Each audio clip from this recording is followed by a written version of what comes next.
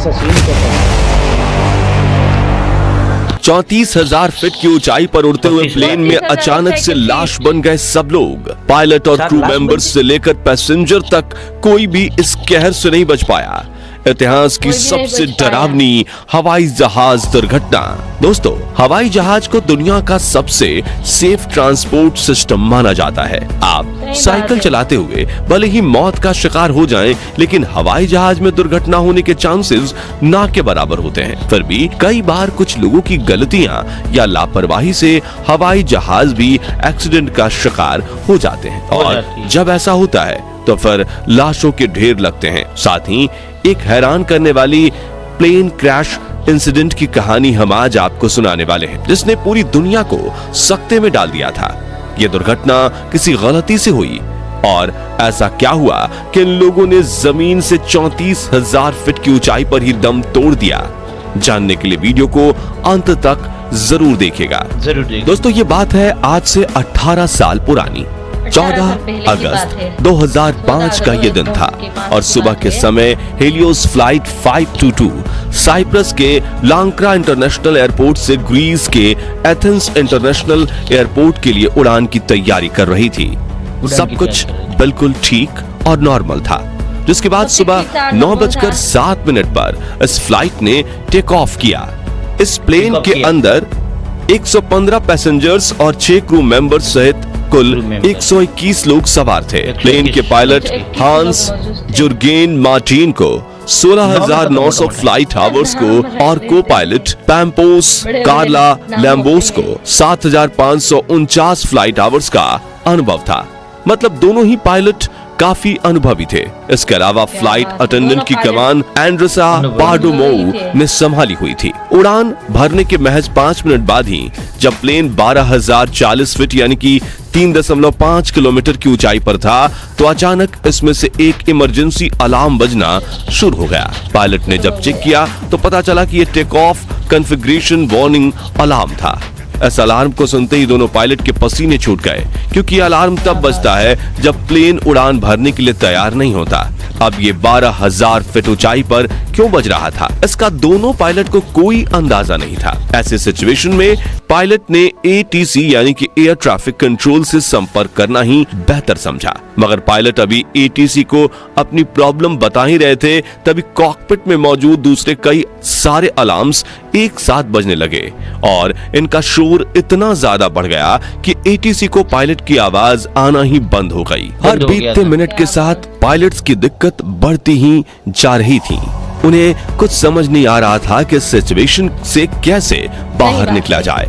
Plane में अफरा तफरी मची हुई थी, क्योंकि लोगों को सांस लेने में दिक्कत हो गई थी, और प्लेन में लगे ऑक्सीजन मास्क भी बाहर आ चुके थे। इस समय प्लेन करीब 5 किलोमीटर की ऊंचाई पर था। पायलट लगातार ATC से मदद मांगने की कोशिश कर रहे थे, लेकिन कुछ ही देर में इनका ATC से कनेक्शन भी पूरी तरह से टूट गया। अब प्लेन लगातार ऊपर की तरफ बढ़ रहा था। 9:23 पर ये 10 किलोमीटर से अधिक की ऊंचाई पर पहुंच चुका था। इसके बाद 9:37 पर इस प्लेन ने एथेंस के फ्लाइट इंफॉर्मेशन रीजन में एंटर कर लिया। 10:12 से 10:50 तक एथेंस का ATC इस प्लेन से संपर्क बनाने की कोशिश करता रहा, लेकिन उन्हें प्लेन की तरफ से कोई रिस्पांस नहीं मिला। आमतौर पर इस फ्लाइट को 1 घंटे 45 मिनट का समय लगता था, यानी 10:45 तक इसे एथेंस एयरपोर्ट पर पहुंच जाना चाहिए था, लेकिन आसमान में इसका कोई अता पता नहीं था। हालांकि इस गंभीरता को देखते हुए एथेंस के अधिकारियों ने अपने 2 F-16 फाइटर जेट इस एरोप्लेन की खोज करने के लिए तुरंत रवाना कर दिए, और कुछ ही देर में इन फाइटर जेट्स ने हेलोइस फ्लाइट 522 को ढूंढ भी लिया। लेकिन फाइटर जेट्स के पायलट ये देखकर हैरान रह गए कि प्लेन के इतना करीब होने के बावजूद भी पैसेंजर से लेकर पायलट तक किसी ने एक बार भी उनकी तरफ मुड़कर नहीं देखा। सब लोग प्लेन में बस मुंह लटकाए हुए बैठे थे। इतने में करीब 11:49 पर इन्होंने देखा कि प्लेन के कॉकपिट में कोई शख्स है जो इस प्लेन को कंट्रोल करने की कोशिश कर रहा है।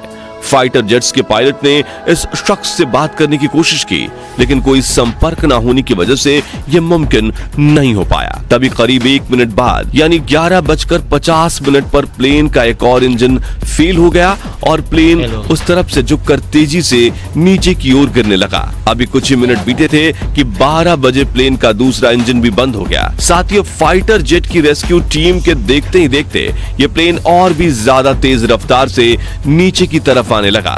पायलट सीट पर बैठे उस शख्स ने इसे कंट्रोल करने की हर संभव कोशिश की, लेकिन 12:04 पर यह प्लेन ग्रामाटिको की पहाड़ियों में क्रैश हो गया। इसमें बैठे सभी 121 लोगों की मौके पर ही मौत हो गई। इस प्लेन के क्रैश होने की खबर ग्रीस के साथ ही पूरी दुनिया में आग की तरफ फैल गई। घटना की साइट पर रेस्क्यू ऑपरेशन भेजा गया और सभी डेड बॉडीज को प्लेन से निकाला गया।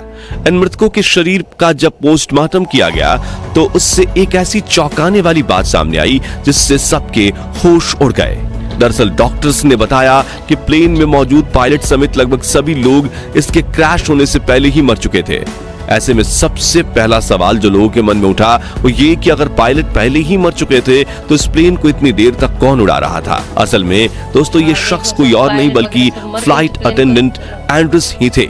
एंड्रस कोई एक्सपर्ट पायलट तो नहीं थे, हाँ, लेकिन जब प्लेन क्रैश हो रहा था तो वो इसे घनी आबादी वाले इलाके से दूर ले जाने में सफल रहे। मगर अभी भी इस हादसे के मुख्य जड़ तक पहुंचना बाकी था और वो ये कि इतने सारे लोग आखिर अचानक से अपनी सीट पर बैठे ही कैसे मर गए। इस क्रैश की छानबीन पूरे जोर शोर से चल रही थी। तब इस केस के इन्वेस्टिगेशन पर काम कर रहे एक ऑफिसर की नजर कंट्रोल पैनल में मौजूद एक ऐसे बटन पर पड़ी जिसे देख ऑफिसर अपना सर पकड़ चुका था। यह बटन प्लेन में प्रेशर को सेट करने का काम करता है। इस बटन को देखते ही ऑफिसर को पूरी कहानी समझ आ गई। असल में ये बटन प्लेन के अंदर हवा के प्रेशर को कंट्रोल करने का काम करता है। आमतौर पर यह बटन ऑटो मोड पर ही रहता है, लेकिन यहाँ पर यह बटन ऑटो की जगह मैनुअल पर सेट था। असल में हुआ क्या कि इस फ्लाइट के एक दिन पहले जब ये जहाज अपनी रूटीन सर्विस पर गया तो वहां के एक टेक्नीशियन ने गलती से इस बटन को मैनुअल मोड पर करके छोड़ दिया। ऐसे में जब फ्लाइट ने टेक ऑफ किया तो प्लेन के अंदर ऑक्सीजन का लेवल बहुत तेजी से कम होने लगा। ऑक्सीजन कम होने पर पायलट का दिमाग भी ठीक से काम नहीं कर रहा था, इसलिए इनका ध्यान इस बटन की तरफ गया ही नहीं। प्लेन में मौजूद यात्रियों ने तो ऑक्सीजन मास्क लगा लिए, लेकिन कॉकपिट में ऑक्सीजन मास्क अपने आप बाहर नहीं आते, जिसके चलते पायलट पहले बेहोश हुए और कुछ ही देर में उनकी मौत हो गई। इसके अलावा पैसेंजर्स भी ज्यादा देर तक सरवाइव नहीं कर पाए क्योंकि ऑक्सीजन मास्क सिर्फ 12 मिनट की ही ऑक्सीजन सप्लाई दे सकता है। यानी लोगों ने फ्लाइट के अंदर घुट-घुट कर दम तोड़ा था। इस पूरी फ्लाइट में बस एक ही शख्स जिंदा बचे थे और वो थे फ्लाइट अटेंडेंट एंड्रस। वो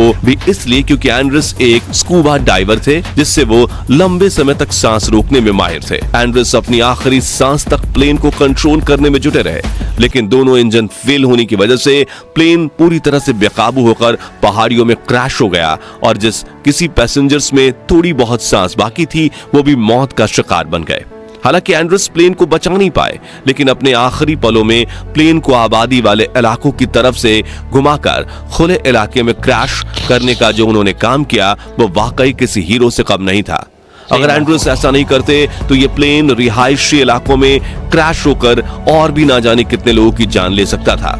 ये एविएशन इंडस्ट्री में हुए अब तक के सबसे रेयर और दुखद प्लेन हादसों में से एक था। इस क्रैश के लगभग 15 महीनों बाद ग्रीस के इन्वेस्टिगेशन ऑफिसर ने इसकी फाइनल रिपोर्ट पब्लिश की, जिसमें इस घटना का जिम्मेदार सिर्फ और सिर्फ उस प्रेशर सेट करने वाले बटन को बताया गया। वैसे दोस्तों आपको क्या लगता है, इस घटना का जिम्मेदार सिर्फ वो बटन ही था या फिर कोई और इंसान? अपना जवाब कमेंट के माध्यम से जरूर शेयर कीजिएगा। बाकी दोस्तों आज के इस वीडियो में बस इतना ही। चैनल पर नए हैं तो चैनल को सब्सक्राइब जरूर करें, साथ ही बेल आइकन को प्रेस कर दें ताकि नई वीडियोस की नोटिफिकेशन आपको समय पर मिलती रहे। वीडियो अंत तक देखने के लिए धन्यवाद। हेलो दोस्तों, ये तो वीडियो खत्म हो गया, मगर ये वीडियो देख के बाद ऐसा लगता है कि यार 121 लोग सब इसकी डेड हो गई यार। हो गई सभी की। क्या मालूम कैसे मर गए, कैसे नहीं मर गए। 6-7 महीने के बाद भी किसी को पता नहीं चल रहा है कि क्या कैसे इस दुर्घटना हुई है। कैसी दुर्घटना मगर मैं एक हीरो था तो इस प्लेन को आबादी मुल्क से बाहर लेके गया और पहाड़ी इलाकों में क्रैश हो गया, ठीक है ना। वो इसके लिए वो भी जिंदा तो नहीं है, मगर उसको धन्यवाद देने के लिए तो है कि दिल से सल्यूट है कि भाई। हाँ। और आपको ये हमारा वीडियो कैसा लगा है तो आप अपने कमेंट में राय जरूर बताना। अगले वीडियो आप सभी के साथ मुलाकात होंगी। जय श्री राम, जय भारत।